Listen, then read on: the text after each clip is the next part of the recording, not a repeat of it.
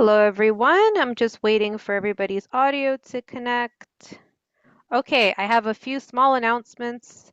Um, for those of you who always like to do things over Zoom. So next week, Monday, is Science Demystified. There was a little bit of confusion about the date. Some people thought it was yesterday, but it is next Monday on the 17th. And the topic is, oh no, there are chemicals in my food. And then on the And then on the 23rd, we have an afternoon with Edith Ravel presenting her new novel, Miss Maddie, in conversation with Tara Schwartz. So now, without further ado, here is Mr. Hershey Dwoskin with In the Headlines. Thank you so much, Maria. There's so many headlines that I just don't know where to begin. But chemicals in the food, people don't quite understand what a chemical is because everything is a chemical. So, uh, you know, that's what the building blocks of life are. They're chemicals, whether they're man-made or whether they're natural. They're still chemicals, and very often, if it's exactly the same chemical, the body can't tell the difference whether the exact same chemical was made in a lab or if it was found in a piece of food or grass or whatever it is. So, some people have this fear of chemicals without understanding that a chemical is just a combination of um, uh, of molecules and atoms which make up its identity. Anyway, leaving that aside, I had so many interesting subjects I wanted to discuss, but it seems like what pushes its way up to the top as usual is Mr. Trump's behavior and the new tariff war that he's declared on Canadians, and a new regulation that you may not have heard of, which is really super important for Canadians to know about. And I wanted to talk actually about a very interesting poll that I had read about, which has really nothing to do with the subjects that I spoke about, but a poll about religious identity in the United States, and presumably the same thing applies to Canada. So I may just get to that, but maybe since people are just um, eager and anxious to understand what's going on in the news today, um, we'll maybe speak about that for a second. Um, the uh, the tariff war that the United States is trying to impose on Canada and on the world has several contradictory goals in mind. The stated goal for the Mexico-Canada ones is to eliminate illegal migration and to stop the fentanyl from coming into the US from Mexico and Canada. Well, in both cases, especially since there are very few illegal immigrants coming into the United States from Canada and practically no fentanyl coming that direction. So these objectives are aimed at Mexico, and in both cases, the amounts crossing into the U.S. have gone way down since Trump took office because Mexico itself has tried to crack down both on migrants and on fentanyl going into the U.S. So theoretically, then, if that's the reason for having these tariffs, then the tariffs should. Sorry about the banging; it's not me.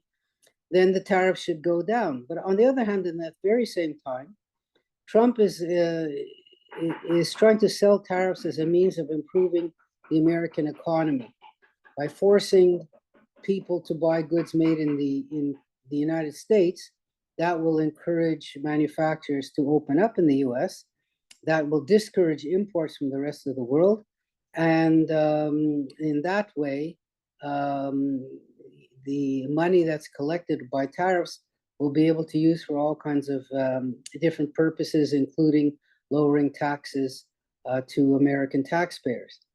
But obviously, this is a self-defeating project because let's say that America stopped importing anything and everything was made in the US. At that point, the US Treasury would not be collecting any money, and therefore there wouldn't be any money left over to do things with, since everything would be made in the US. So you could see that there are contradictions in this policy from the get-go. And then, needless to say, he doesn't account for any of the countermeasures. So China has taken countermeasures. Canada has taken countermeasures. Mexico said they were going to announce their countermeasures on Sunday, which they didn't yet. And these countermeasures have their own effects on oh my goodness. It's like someone is banging on the roof right on top of my head. But please, let's try to ignore it. Sometimes it goes away. What really got Mr. Trump's goat this time is Doug Ford's imposition of a 25% tariff on electricity going into the three states, Michigan, Minnesota, and New York State. And Trump, his answer was, well, okay, if you put 25% tariff on that, we'll put another 25% tariff on what's coming in. Therefore, consumers of electricity in those states will be paying a 50% tariff on imported electricity, and therefore will be discouraged from buying electricity from Ontario. Now, of course, that's all fine and good if they can get electricity from somewhere else easily enough, but they can't. He's also doubled the tariff on aluminum and on iron and steel coming in from Canada. And these are very important inputs to the American economy. 41% of all aluminum used in the US comes from Canada. And that aluminum is used to make everything that you could possibly imagine, from parts, auto parts, tires, bicycles. I mean, just about everything has aluminum in it. And, you know, if he puts 50% tariffs on that, that has to be reflected in the price. And pretty well, you know, I was thinking, where else could the US buy aluminum from? Russia came to mind. So maybe he wants the US to import aluminum from Russia, which, as you know, has sanctions on it. You're not supposed to sell, you're not supposed to buy things from Russia. So you cannot just very simply ramp up production of aluminum or production of steel or production of anything quickly. These are enormous industrial factories. They take a huge amount of planning, a huge amount of investment to build from scratch or even to expand. And it's not as if you can just press a button and say, okay, we'll make more on Thursday and we'll make less on Saturday. It just doesn't work that way. And, you know, Mr. Trump has heard plenty from the car companies who were the ones most affected by this. And he also said he wants to put the 50% tariff on cars. So, as Doug Ford said, this would really kill the Canadian car industry. And I think that's what Mr. Trump intends. Now, I don't know if you heard that he also did something something else very sort of sneaky, and something that is really important to Canadians who go and visit in the US. If you are a Canadian going to the US for more than 30 days, you now have to register with the American government, which means that you have to give them all kinds of information. You have to be fingerprinted, photographed, carry a special piece of identity giving you permission to be staying in the United States. In other words, it's sort of temporary residence, not residency, but temporary visiting permit. And if you're caught without it, then there could be penalties. So this was just a kind of a punishment to Canadians for trying to oppose, you know, Mr. Trump. I believe that these kind of policies and the general attitude of Trump to Canada will really cause a decrease in the amount of Canadians going to visit Canada.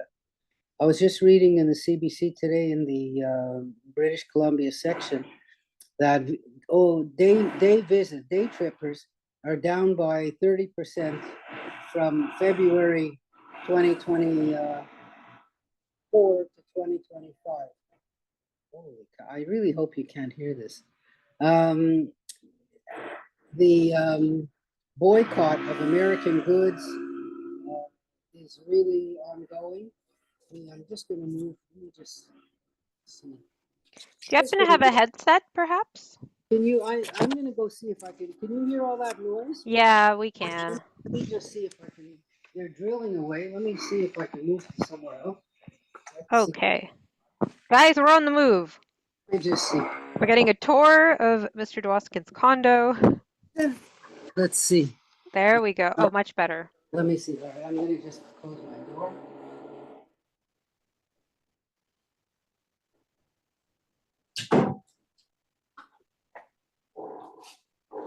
Okay. All right. No, after that collapse of the building in Surfside, every old large condo building has been inspected, and by engineers who were out to find faults, and they correctly pointed out what had to be done, and every single big old condo is doing renovations and all at the same time. So the whole area looks like a big construction site. And needless to say, the owners have all gotten bills for all this work. So that's that. You know what? I'm gonna speak, and I did actually forget my phone for a second, but we'll just continue here for a second. Um, so all of the shaking up that Trump has done has, as you know, caused the stock market to really take a dive. And it is now in what they could call correction territory, meaning it's dropped more than 10%.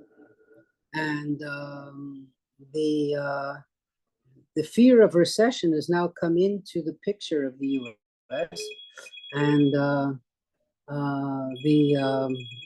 now a phone is ringing. Oh my goodness! And the president has said that he could see that a recession could be possible, and then the stock market reacts to that.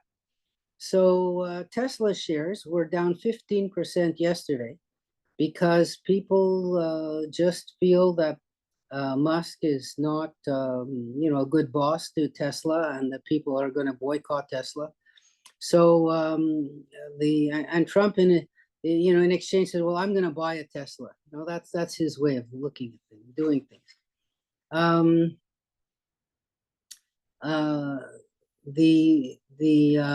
I think that the tariffs that he put on China, which is 20%, will really have a big effect. Not so much on China per se, because China really has no competitors, and the United States cannot make or cannot sort of replace what comes in from China, because they're so efficient and they're so good at what they do. But it will just force up prices in the U.S. And China then put tariffs on American farm products going into China. And American farm products like grains and chicken and pork and seafood are all produced in places that all voted for Trump. And, one way or another, China is a huge market for the United States still. And, his supporters are going to feel it more than anybody else.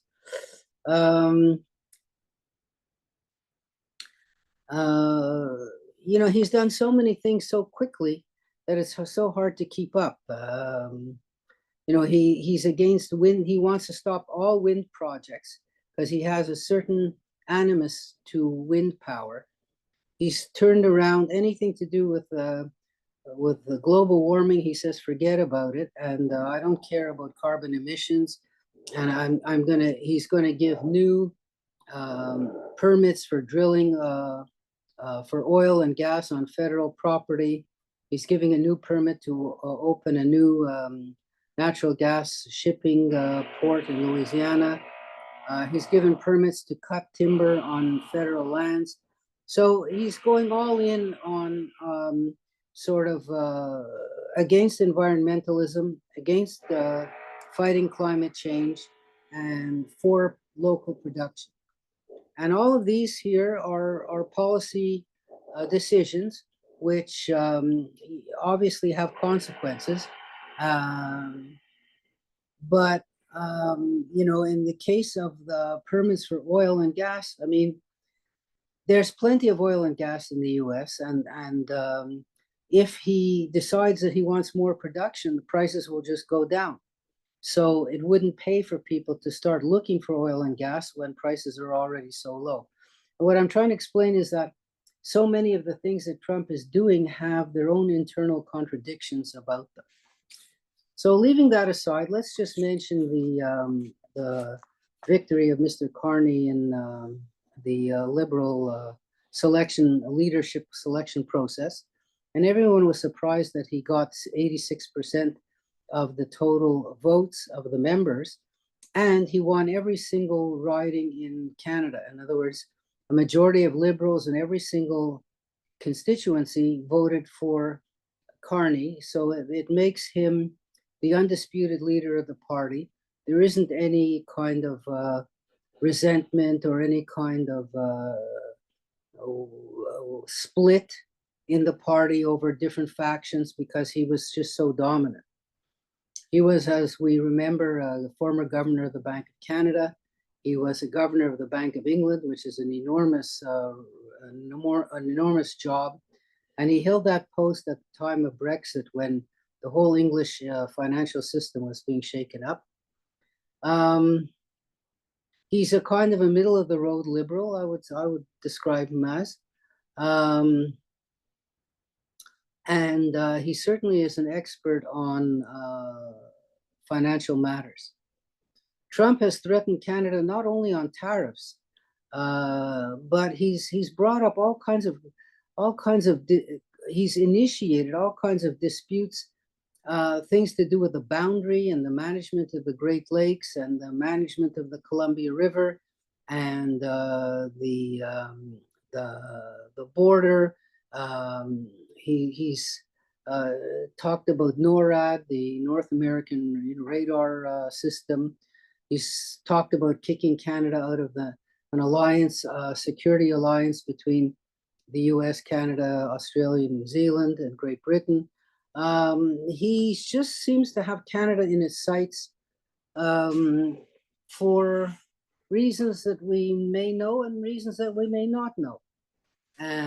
So this is the difficulty that we're facing because we're 1/9 of the size of the US. Our economy is about 1/11 of the size of the US. And the US is our biggest customer. Of 75% of our exports go there, whereas Canada is a small customer of the US compared to all the other trade that the US does. The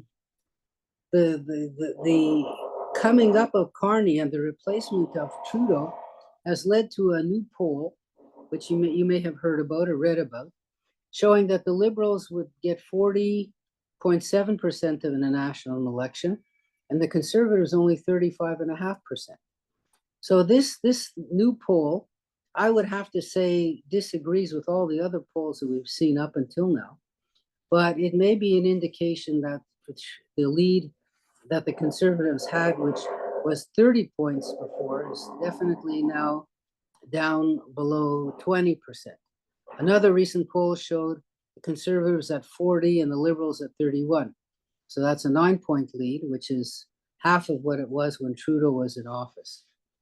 You know what's so interesting about these polling is that the Liberals are now ahead in Quebec over the Bloc Québécois, which is definitely a plus. It's definitely a bonus. The feelings of patriotism that have been shown all across Canada have also come to Quebec, and therefore the fortunes of the Bloc Québécois as a separatist party, or even the Parti Québécois, have gone down because of this sort of surge of Canadian patriotism. And Quebecers are thinking, well, imagine if we were an independent state and Trump tried to roll on us, how much fewer protections would we have compared to what Canada has? So though these are really important things to know. Also important to notice that the NDP vote has dropped quite a lot. And the NDP is a party which has always been in third place.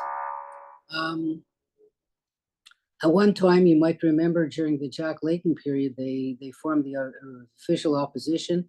They, by miracle, won 50 seats in Quebec.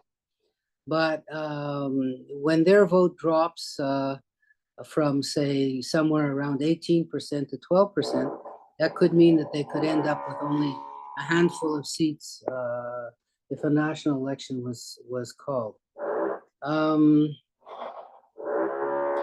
Let's see.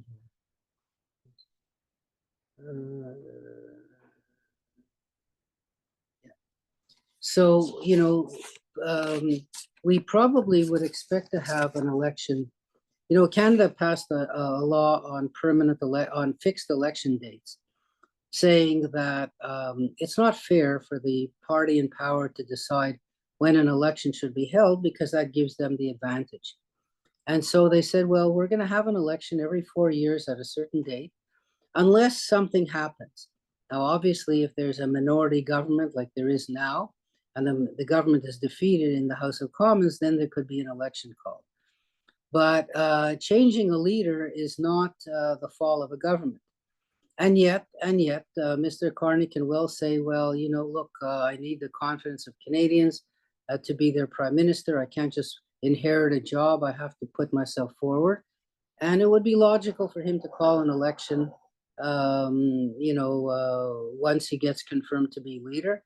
And at least it would give him some kind of momentum as far as an election campaign is concerned.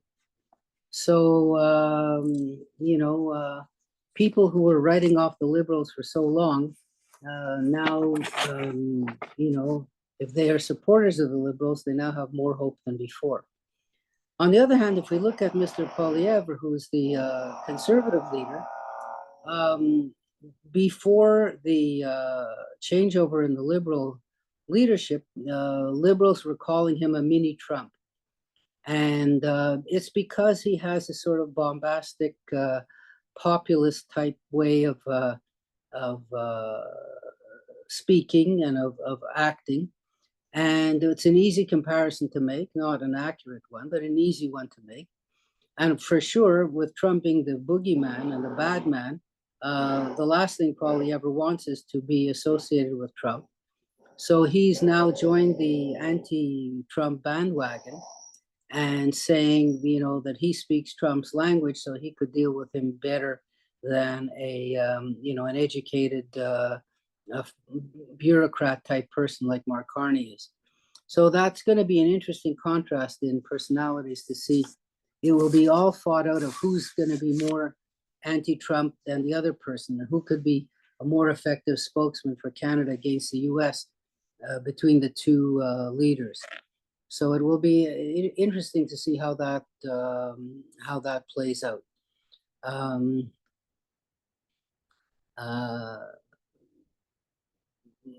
But Doug Ford has kind of emerged the head of Ontario as really a kind of the point man or the leader in confronting the United States in a practical way. And you might have heard that he says that the electricity that he's sending to electricity sent to those three states will be actually cut off at the end of March if the tariffs aren't removed. So knowing Trump, of course, he will put even higher tariffs on Canada because, you know, his rule is you can never back down. If you read his book, that's what he says. If you listen to his wife, he says, you know, if you hit him, he'll hit you back twice as hard. So he never admits he made a mistake. He never apologizes. And, offense is the only way he knows how. So if those electricity supplies are cut off at the end of the month, you can be sure that the United States will respond is in an even harder way than they've done up until now.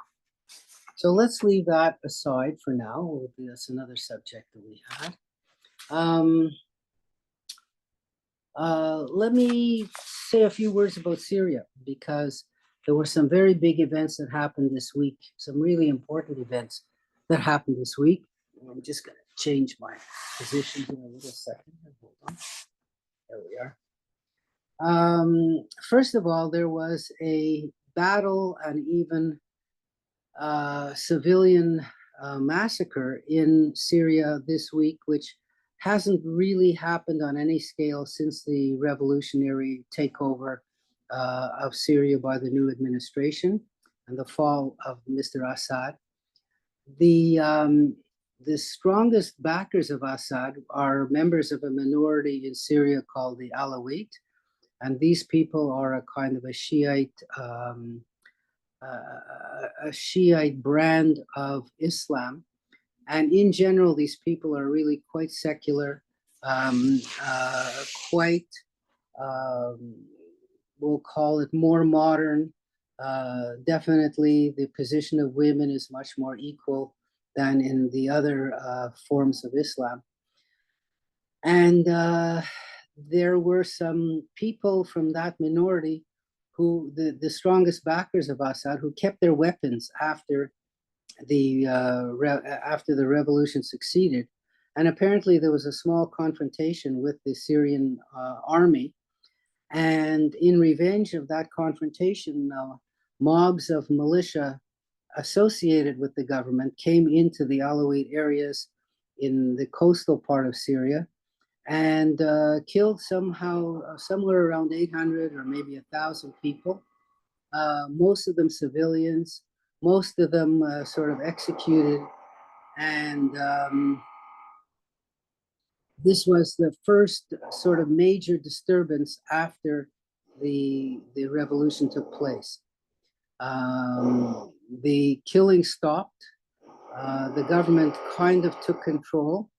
It's still a very up in the air type of situation in those areas.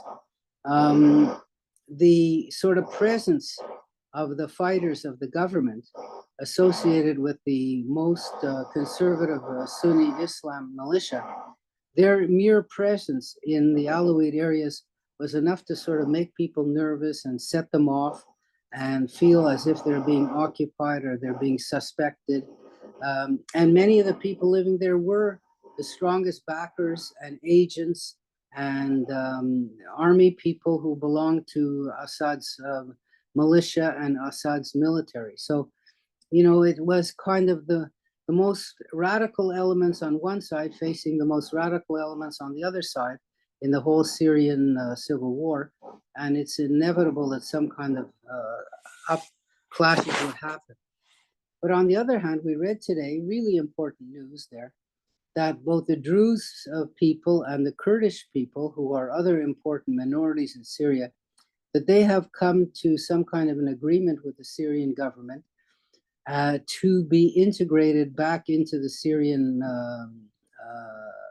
body politic, to recognize the leadership of the Mr. Shara, who's the one who started this revolution, to recognize him as leader of the country on the one hand, and Mr. Shara, on the other hand, said he recognizes that Syria has to be a multi-ethnic, multicultural, multi-religious place with freedom for everybody.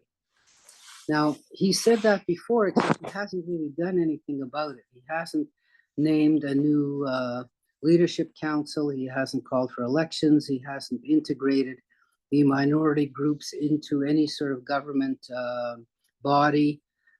He hasn't named ministers that belong to the minority. So, he said a lot of good things and he's done a lot of nothing. So perhaps this new arrangement will lead to this sort of more stability and more acceptance of a Syrian multi-ethnic government than there was before. So this is really very important news, because if the opposite happens, if Syria deteriorates into another civil war, the first civil war lasted for, well, we'll call it the uprising against Assad, lasted at least 10 years before he tamped it down. And the new civil war in Syria could just lead to more destabilization of the country and all its neighbors all around. One of the interesting little asterisks in this whole event is that Israel has seemed to now position itself as the protector of the Druze minority in Syria. Traditionally, Israel did not have any special ties or commitments to the Druze people in Syria. It has huge commitments and ties to the Druze minority in Israel, but not to the ones in Syria. And now Mr. Netanyahu has said to the new leader of Syria that if you harm the Druze people in Syria, Israel will come after you. So this is a new, really a kind of a new development, we'll call it, and a new attitude of the government towards a specific minority in a foreign country. And, it could have all kinds of implications. One of the implications is that other minorities in Syria could say to Israel, well, we also want your protection because we know you're a powerful neighbor. And then Israel has to sort of decide what do they do. And if Israel ever wants relations with the country itself, the government itself, it sort of can't be seen as backing one specific minority against everyone else. So it's a kind of a dynamic situation, but an interesting one. And it also puts the relationship between the Golan Druze and the Israeli government at a juncture, because the majority of the Syrians in the Golan Heights never acquiesced to Israeli rule, never took out Israeli citizenship, and tried to maintain ties with their Druze cousins across the border. But if Israel is now backing those people, it's telling the Druze in Golan that, look, we have your backs too. So it may also hurry up the acceptance of the state of Israel. Remember, since 1967, by the Druze inhabitants of the Golan, who are half of the people who live there. Now let's, since we're talking about Israel, let's talk about a couple of other things in that area. One of which is the we'll call it continuing or ongoing crisis. Well, let's put it like this: both Israel and the United States have a similar deadline issue, that is to pass a budget. In the United States, if a budget is not agreed on by Friday, this coming Friday, the government is supposed to shut down. In Israel, if a budget is not passed by the end of March, then the government shuts down and there has to be new elections. So in both cases, there's a kind of a tick-tocking deadline that has to be met. In the case of Israel, there's two very interrelated issues. One is that the Supreme Court in Israel has said that ultra-Orthodox students must show up to be drafted and to serve in the military. And if they don't show up, the government must stop all payments to yeshivas where these students are studying. The coalition partners of Mr. Netanyahu are ultra-Orthodox people, both Sephardic and Ashkenazi. And the leadership of the Ashkenazi ultra-Orthodox factions have set up organizations to help students evade the draft. That if a student calls up and says, I've just been drafted, what should I do? The message is, ignore it, don't do anything. And this is a government-sponsored and a government-supported institution telling the members of the Orthodox community to ignore the government or to break the law by not showing up to be drafted. So clearly, this is a contradiction in the sort of values of the country. And there are many Israeli citizens who are upset about this and who are saying that Israel should not give any money at all to the ultra Orthodox communities until they agree to abide by the law. So the ultra Orthodox party themselves said, unless there is an exemption granted by law, they are not going to vote for the budget. So you can see now how, and this is traditional in Israeli politics, by the way, to make ultimatums and demands very close to the deadline of passing a budget. Normally, in these circumstances, what happens is people get paid off. So Israel has already agreed to ignore the orders of the Supreme Court and to give 1 billion shekels to the yeshiva network in order to buy off the votes of the ultra-Orthodox to pass the budget.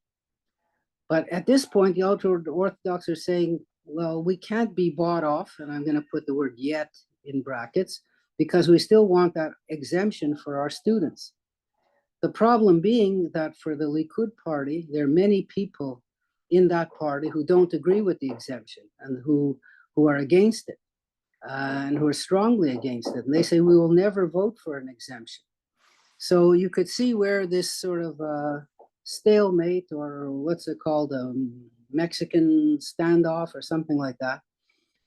Somebody has to blink first. And my estimation is, as always, that the ultra-Orthodox will take the money and run, because that's what they've been doing all these years. And they will just say, we'll try to push the draft issue under the carpet somehow or other, and we'll have to deal with it in some other way. So that's a standoff on that side. On the American side, the government shuts down unless a budget is passed, and the Republicans only have a 1-vote majority in the House of Representatives. And there's at least a few Republicans who say we're not voting for it because they don't want to increase the debt load of the government. So that leads the Democrats into a very kind of a difficult position. Do they oppose the measure and shut down the government, and then sort of, in a sense, take the blame for not having government run and government services? Or do they support a budget put forth by the Republicans, which goes against some of the principles that the Democrats have? And this budget is supposed to increase defense spending by $6 billion and reduce domestic spending by $13 billion, cutting off many important services that the American public has been receiving. So you could understand the difficulty that the Democrats have in this dilemma, what to do. So this drama will be played out by the rest of the week, and we're going to see what happens. As far as the Israeli drama is concerned, normally speaking, this goes until the day or the day before the deadline, and then something ends up getting worked out. Because the last thing Mr. Netanyahu wants is for his government to be dissolved and have elections, since he would lose the elections by a massive amount, according to the polls. People are so angry at him for the failures of October the 7th and the subsequent, events in the war, that his coalition partnership would barely manage to get 50 seats out of 120. So we'll see what happens with that. On another poll, so now I'm going to come to a poll, some interesting polling that we have seen over the week. And one poll was asked, asking Americans, who do you support more, the Israelis or the Palestinians? So this kind of poll question has been taken periodically over the years, and the change in attitudes is really quite strong and quite notable. So in 2015, 10 years ago, when the Americans were polled on this issue, 62% said they supported the Israel, and 16% said they supported the Palestinians. In 2021, so remember this is still 6 years later, but well before current day, those numbers went from 51% to 16%. So in other words, rather than 62% supporting Israel, 51% supported Israel. The poll today shows 46% supporting Israel and 33% supporting the Palestinians. So that's really quite an enormous jump. But if you look at the voters for the different political parties, then it's really quite clear what's going on. So among the Democrats, only 21% say they support Israel today, and 59% say they support Palestine today. So that's an enormous, enormous changeover from a poll that was taken in 2023 that said, at that time, 40% of Democrats supported Israel and 38% supported the Palestinians. So you could see the difference in 2022. 2022. In other words, before the Hamas massacres to today. And clearly among Democrats, the sentiment has really changed. And if you divide the Democrats by older ones and younger ones, of course, the younger ones are far more supportive of the Palestinians than the older ones are. So clearly, Israel has lost in the favorability index among Democrats and among Americans as a whole. Among Republicans, 83% say they support Israel more than they support Palestinians. Whereas among Democrats, the poll in February said 33% of Democrats have a favorable view. But interestingly enough about this poll, 41% of Republicans support a Palestinian state. And some people might be surprised by that number, but that was the result. And 55% of all Americans support a Palestinian state. So how do you look at these poll numbers? What's a good way to interpret them?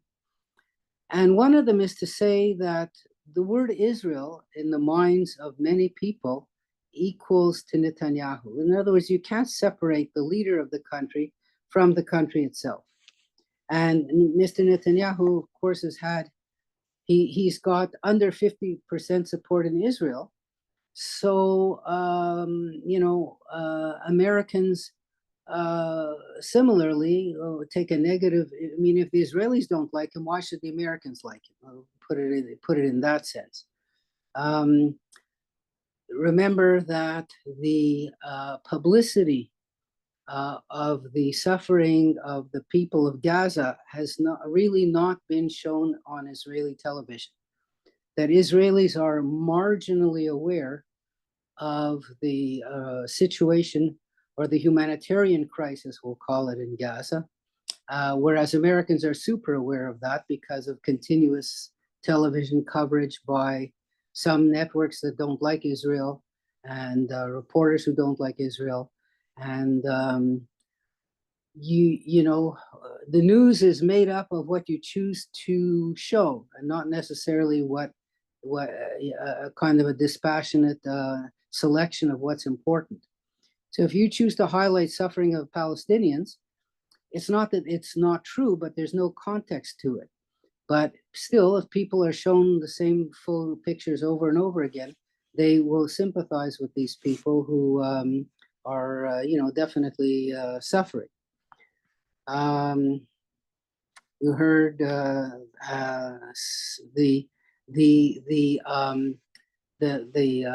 terrorism that the Jewish settlers are doing in the West Bank, burning of homes, the killing of people, burning of cars, cutting trees down.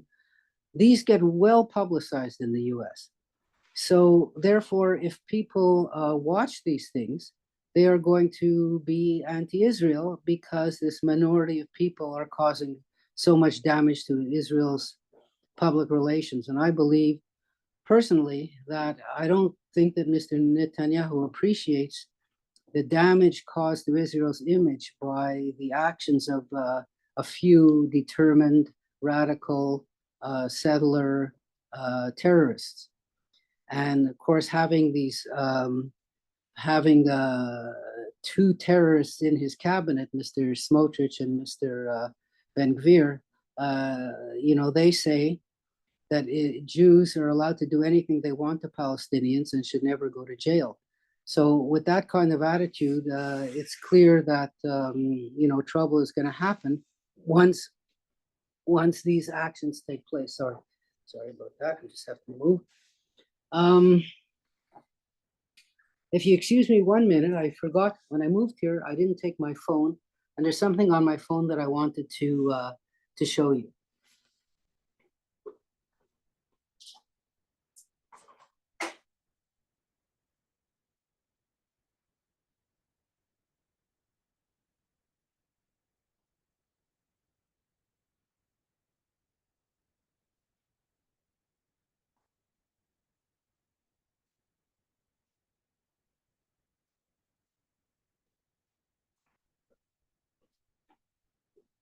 Okay, so I'm back.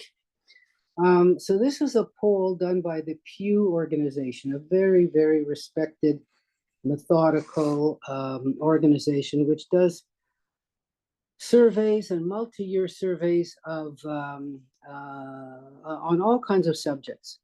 And every so often, every few years, they do a survey on religion in America.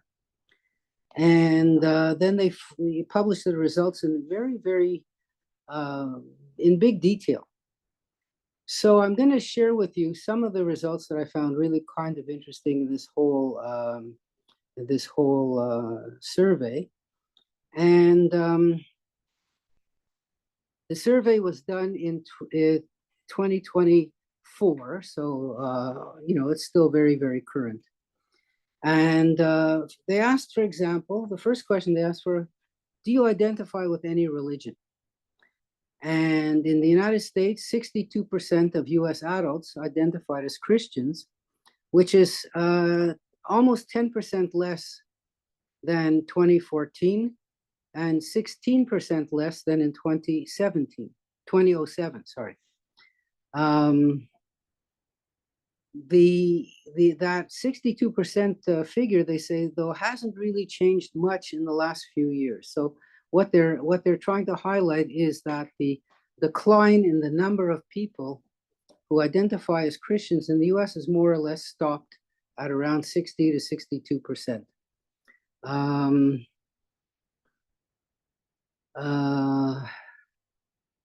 What else? Okay. 7% of Americans identify as being members of another religion. And the other religion, believe it or not, Jews are the most identified with as being a member of another religion. So in 2023-24, it's almost 2% of the US population identified themselves as Jews. Interestingly enough, only 1.2% Muslims, 1.1% Buddhists, 1% Hindus, etc. So the Jews are the biggest others of the religions. But at 1.7%, this is really down from 3%, which was the case in 1950 to 60. 3% of the US population was Jewish, and now it's only 1.7%. And it's not as if the number of Jews has dropped tremendously. It's just really that the number hasn't increased, whereas the whole US population has doubled from 1950 till today. So that explains that. Now, an interesting one was, what do people believe in? Here's something you might find interesting. 86% of people believe that they have a soul or spirit in addition to their physical body. 83% believe in God or a universal spirit. 79% believe there's something spiritual beyond the natural world, even if we can't see it. and 70% believe in some sort of afterlife. To me, I find that these numbers are really kind of surprising. I don't know how you feel about it, but those are the results that they gave over there.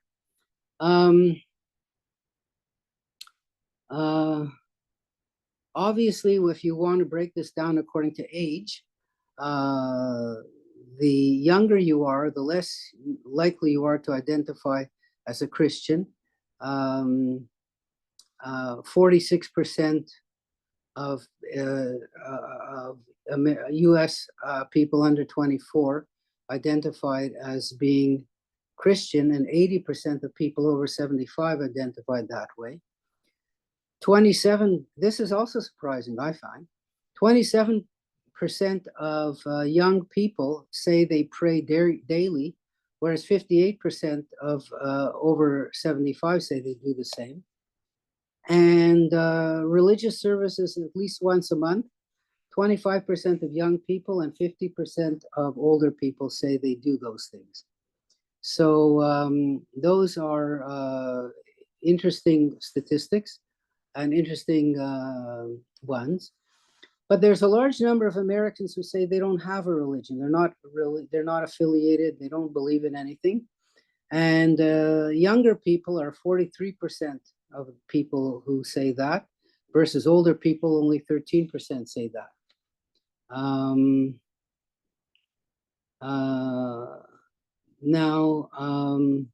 So those are some of the interesting findings. I'm just gonna scroll through this article a little bit to pull out some highlights.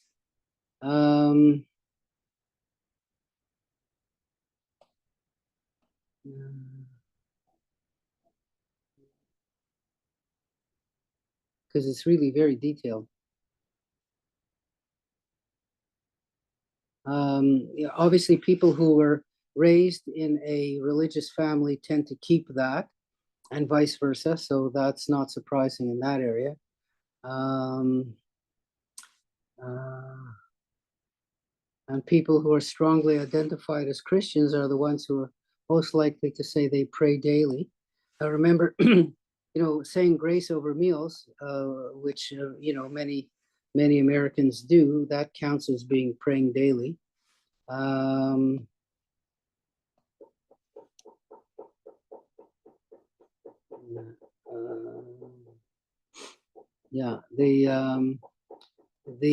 really division between young and old is very clear. But just as we talk about politics, and you say, well, young people tend to be more liberal than older people, these very same people, as they age, they will change their points of view, both politically and socially and religiously, as they get older. Because if they don't, then clearly it would take 1 or 2 generations to get rid of, all people who are conservative or all people who are believers. But we know that as we age, politically speaking, our views change. When you're young and you don't pay any taxes and you don't have any responsibilities, you look at life in a different way from when you are older and you're responsible and paying taxes and have to show up for a job. And then again, when you're even older than that and you're in retirement and you're looking at social services and health services, and you want the government to provide these things and you want taxes to pay for them. So again, you change your mind in that way as well. So it's impossible to conclude that just because young people today are more liberal or not religious, that they will stay that way all their lives. So it's a mistake to think otherwise. Let me see here. These are more details of the things that I have told you about.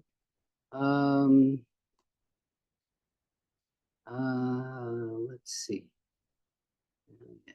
Yeah.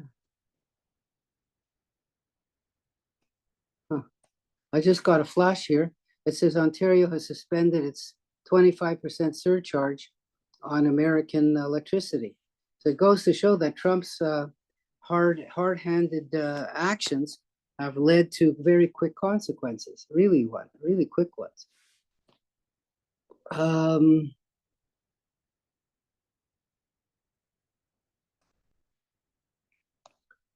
yeah, there's obviously a correlation between being politically liberal and having less belief in God or the supernatural, and vice versa.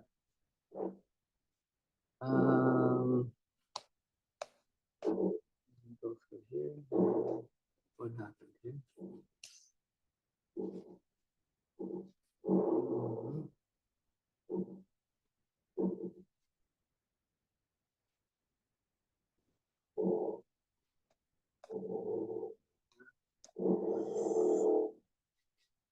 I'm just trying to get back this.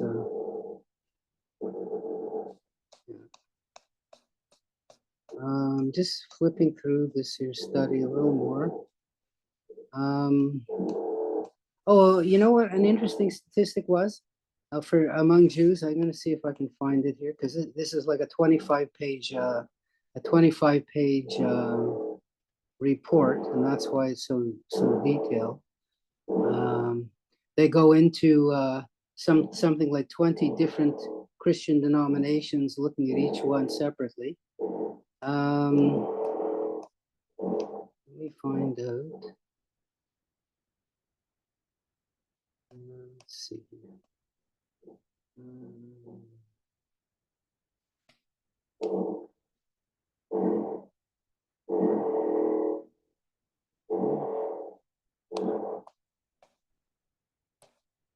Excuse me. Race and but 10% of Jews identify themselves as non-white. So that's another. That was an interesting. That was an interesting statistic.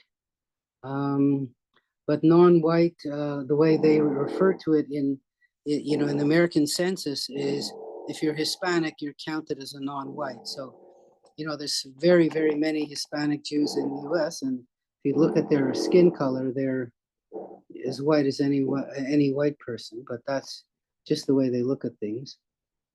Um,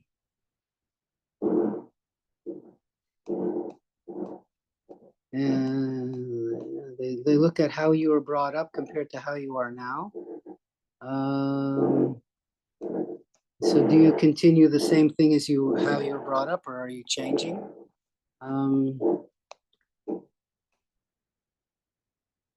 40% of US say they attend religious services less often than they did as children. So that's another interesting one. 32% of US adults say religion is less important to them today than it was to their families when they were growing up. Another interesting one. You can see how detailed the study got.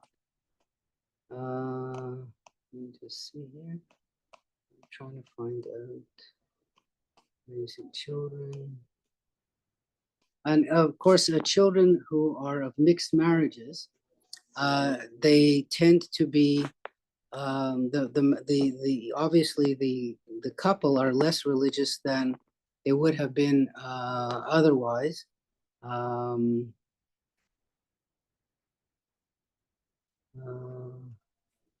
but here's an interesting one that the spouse, the spouse, a Jewish person has a non-Jewish spouse 35% of the time. And I think that is really perhaps quite a surprising number because some people have thought that the number would be much greater, but that's the number that they give. And of the 35%, 18% are people who married a Christian, 2% married another religion person, and 15% married somebody with no religion. So that's how the intermarriage shakes out in that way. I thought that was another interesting one. And then, of course, the more important religion is to you, the less chances you're going to have a a spouse of a different religion. I think that's pretty clear. And if you have a mixed religion, your chances of sending your child to a school with religion is much, much less than if you were, married to a person with the same religion as you. So that's also covered in this study over here. Let me just see here. Let me see here. Oh, they give about religious switchings and how many people have switched from one religion to another and from one kind of Christianity to another. Former Christians for every convert to Christianity in the US. It means that as a whole, Christianity is losing people. And by losing, I don't mean they change to another religion, but they just stop practicing altogether. And that's the way they measure these things. Anyway, okay, so I think we've looked at this enough. If you're super interested in this, you can look up the Pew Research Center, PEW, and look for the study on religion that they just published just this week. That's why I brought it up. And the study is called, let me see, go up to the title page here. My God, it's so long. The article is entitled Decline of Christianity in the US Has Slowed, May Have Leveled Off. So it's called the Religious Landscape Study. That's the name of it. Like I was saying, my computer just flashed the news that that Mr. Ford took off the 25% tariffs on electricity. And I think the threat of the United States putting on more tariffs on Canadian steel and on cars, I think must have changed his mind. So you could see how, in a certain sense, we really are in a warlike situation, not physical war, but certainly a trade war situation with the United States. And it also shows that they, as we all know, have a bigger stick than we have. So, more is to come. The shocking thing about all this is Trump only got into office on January the 20th, and we're not even 2 months down the road. And look at all the disruption that he has caused. And he says, I've just begun. He says, what you see is just a small part of what's going to be coming. Also of interest to us, you might have heard that he arrested the Palestinian leader of the demonstrations in Colombia. And the question always becomes, forget the methodology in which the arrest was done, but can you be deported, arrested, or have your status removed for what you say? Or do you have to do something that would cause that to happen? And his lawyers are claiming that this is an assault on free speech. The opposite side, the government says, well, if you support a terrorist organization, you're committing a crime, even if that support is in words only. So this is another big cultural issue to be played out. Anyway, I think I've scratched the surface of a number of different subjects this afternoon, and some of which you might be interested in, hopefully all of them. And let's see now if you've got any questions or comments. We are open to questions. You can raise your hand or you can put them in the chat. In the meantime, just a question, as you're in the US, how are Canadians being portrayed, or is this sort of a Cold War situation? I know here it's very much, buy Canadian. Well, is that it's a good question, Maria. And what is this is purely a political endeavor by the president. And remember, he did not get quite 50% of the vote in the last election. He got 49 point something. and the Democrats got 47 point something. So he only won by 1.5%. That means that half the people are Democrats. And, so many people have come up to me and apologized on behalf of the United States and say, we're not your enemy. And, our president is an idiot, because that's what half the people think. But it's the other half that count because they're the ones who are in power. And I've spoken to some of quite a number actually. This past week, I spoke to two strong supporters of Trump and say, "Hey, so what gives? What's all this?" And their attitude is something like, "Well, maybe it looks bad, I'm sure, but we're sure he knows what he's doing, or wait and see what happens." Things may be unstable now, but he's a guy who's an expert, a great businessman, and things will turn out all right in the end. So that's kind of what their attitude is, but what they really don't understand how strongly Canadians feel about these moves and how antagonistic he's made Canadians to the United States. That part they don't see because it is being reported in some of the news organizations, but only the ones which are anti-Trump by and large. And the way Trump portrays it, it's as if Canada has been taking advantage of the U.S. for so long that it's time for payback. So some people look at things in that way also. But the amount of disruption caused to the economy is reflected in the stock market, because the stock market, they don't have political favorites. They just look at the dollars and cents of where they think things are going to go. And the huge drops in the stock market have been a vote of non-confidence in the moves that the president has made so far. Thank you.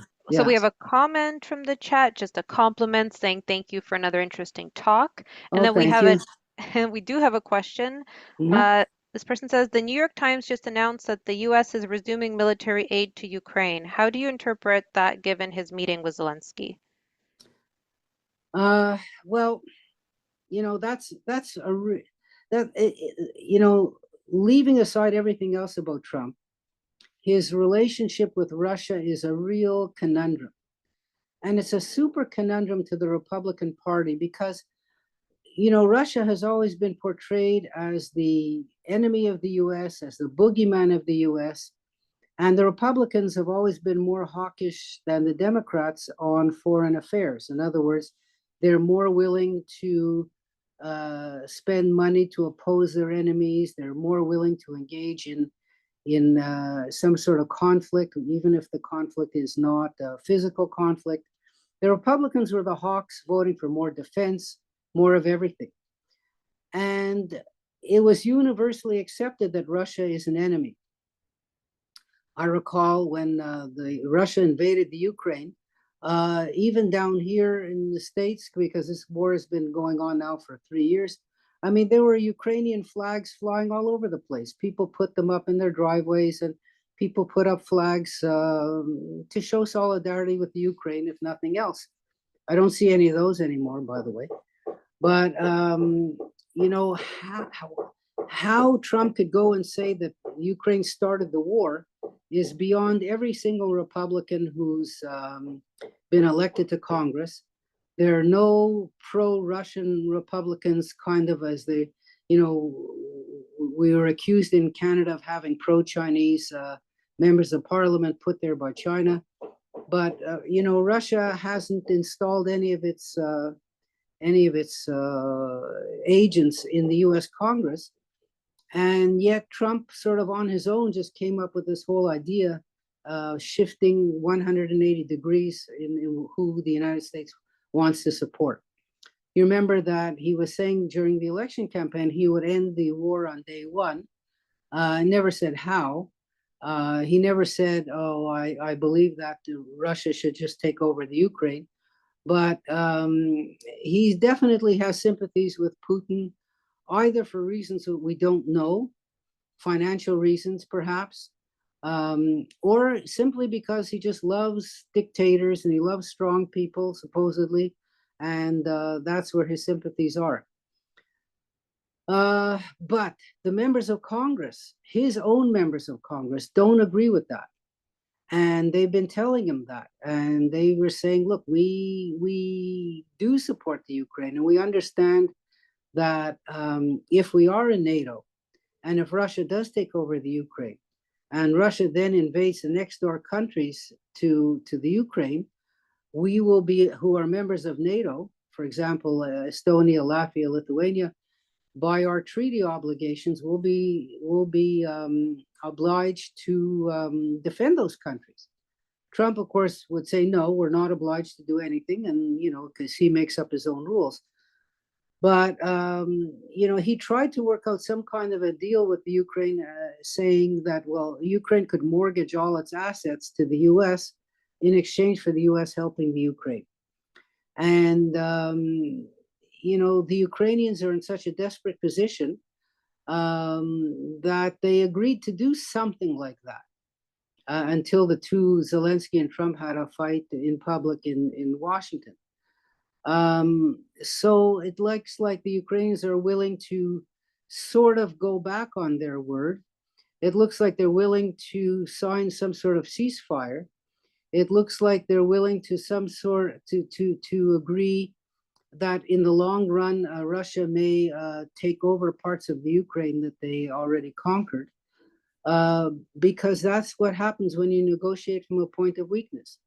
And just as Doug Ford suspended the surcharge on electricity, when you're in a position of weakness, it's pretty hard for you to maintain that over the long run.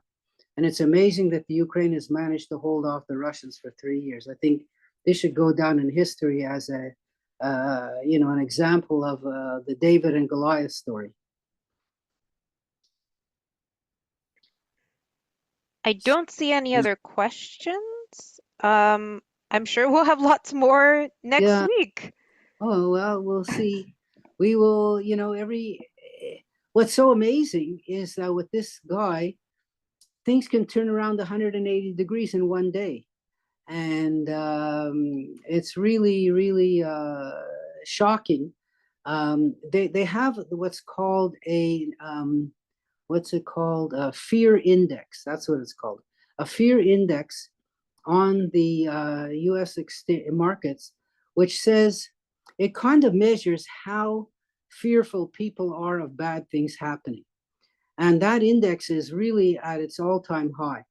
So people are super nervous. And when people are nervous, that's when you get these huge jumps or drops or increases in the stock market, because people kind of panic and they just jump into selling.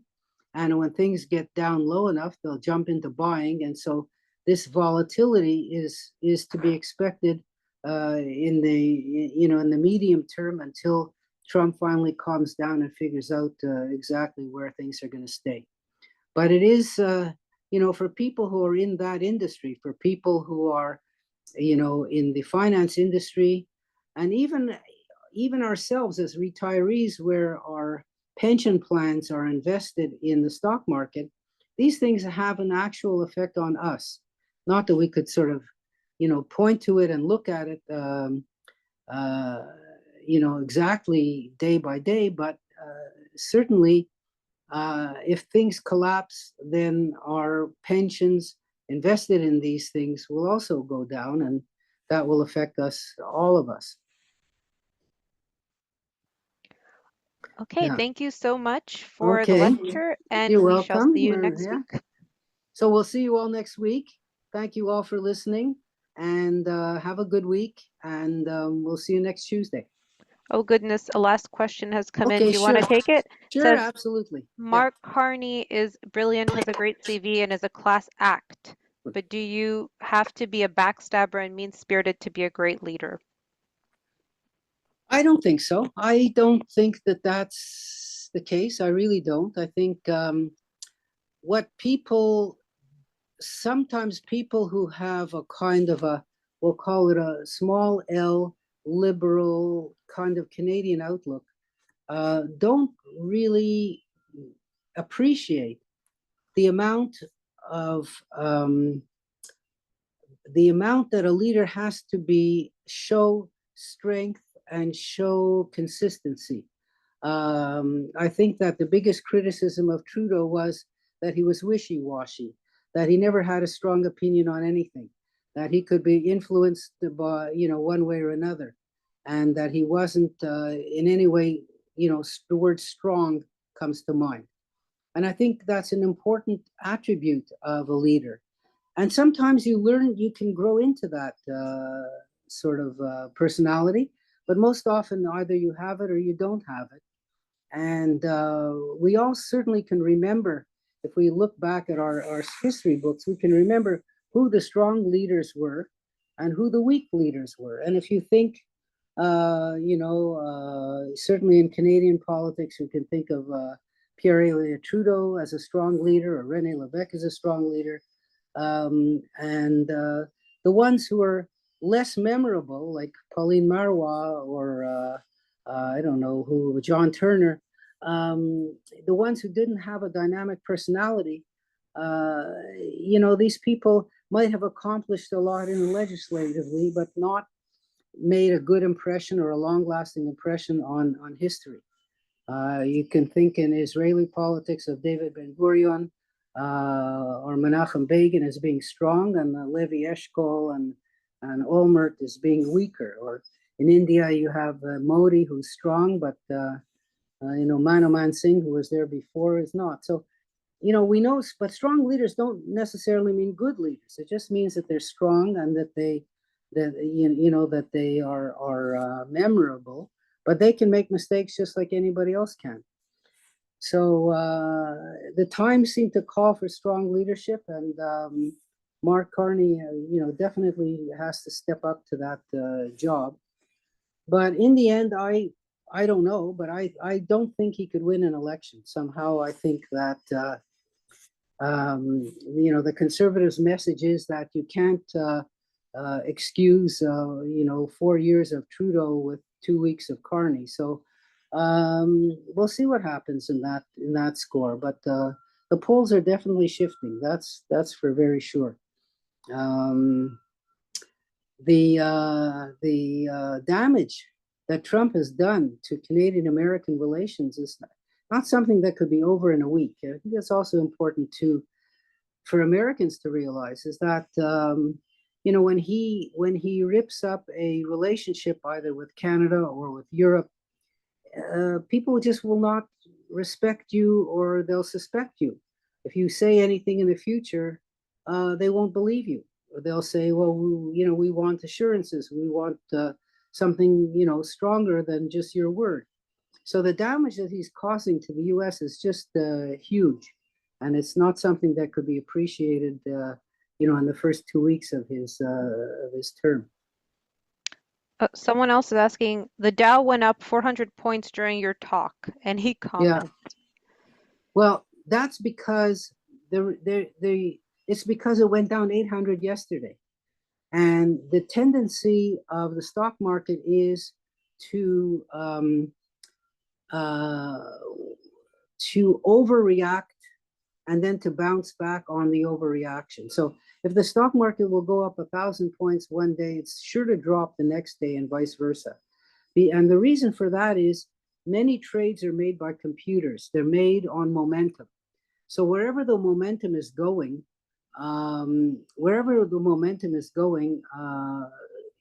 the trades will automatically jump in sort of to keep the momentum going. But the other explanation could simply be the announcement of Mr. Ford that he's going to remove the tariffs on electricity. So, that is an economic event that is really important. Nobody knows what people are saying in private, but for sure, Trump's economic advisors are getting a handful from all the people who work in finance to say, hey, what's going on with this guy? He says one thing one day, one thing another day. How are we supposed to plan? How are we supposed to buy? How are we supposed to order? What are we supposed to sell? The market hates instability. So, if there is an explanation for that, that is the explanation, that momentum goes in both directions and it overshoots. So if you happen to be a personal investor and you see something shoot up one day, chances are that the next day it will go down, not to what it was, but it will go down because things tend to overshoot in both directions. So that's why there's some people who investors, they always buy on the drop. They say, well, when things go down, they're not going to, if they really go down a lot, they're not going to continue to go down. They'll probably bounce back up for a little while, and that's kind of what their philosophy is.